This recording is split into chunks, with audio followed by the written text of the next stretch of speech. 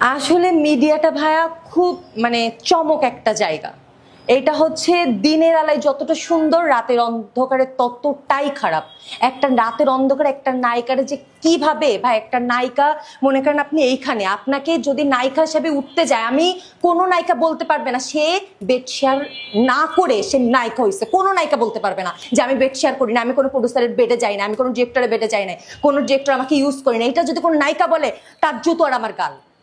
কোনো নায়িকা বলতে পারবে না। প্রত্যেকটা নায়িকা যারা ভালো কাজ করছে বা কয়েকটা কাজ ভাইরাল হয়েছে, সবার পিছনেই এই যে রাতের অন্ধকারে চমকালো ড্রিঙ্কস বার, মানে ড্যাশ ড্যাশ ড্যাশ ড্যাশ, আর সকালবেলা শুটিং সেটে মানে সবার ঘুমেতে ওঠার আগেই গোসল করে ফ্রেশ। বুঝছেন, এটাই হচ্ছে মিডিয়া। হিরো আলম পার্সোনালি ভাবে জানি না, চিনিও না।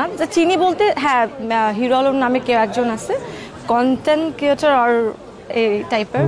আমি ওনাকে কোনো কমেন্ট করতে চাই না। ওর হচ্ছে যোগ্যতা খুব আই থিঙ্ক কম।